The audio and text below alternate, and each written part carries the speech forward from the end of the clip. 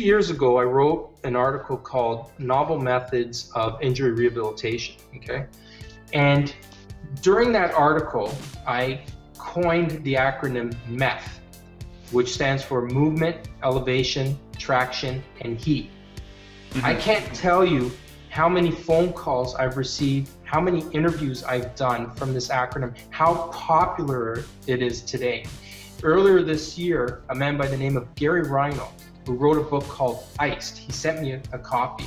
I highly recommend everyone to pick up this book because it's going to be a huge eye-opener, because traditionally the whole RICE acronym, rest, ice, compression, elevation, you know, it's the same thing as performing lots of reps during warm-up, doing cardio during warm-up, doing static stretching. We have tradition. Well, RICE seems to be a tradition that continues to linger. And the guy who coined that in the late 70s, a guy by the name of Gabe Merkin, an assistant professor who basically was involved in a book called Sports Medicine.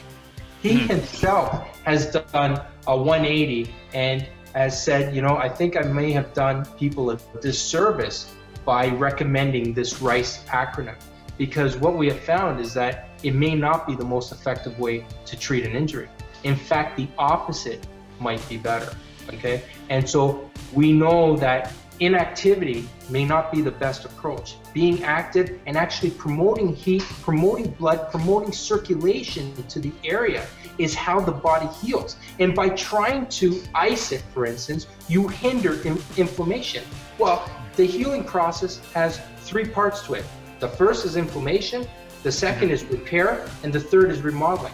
You can't get to the repair or remodeling without the inflammation. And what does icing do? It basically slows down that inflammatory, it hinders it.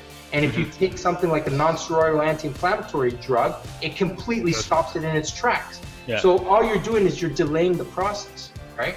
Yeah. So I may be, me and perhaps Gary Rhino are the only guys that maybe, you know, embrace inflammation. Inflammation is not such a bad thing that it's made out to be.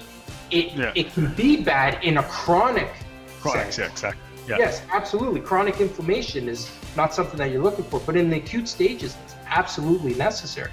Yeah, right? Yeah, no, that's a good point. Yeah, no, I've read a little bit about prolotherapy, and I definitely agree with the idea of movement as part of an active recovery, as opposed to just resting or inactivity when you're trying to heal something. Definitely, you want to be moving. What was that that acronym that you used? METH.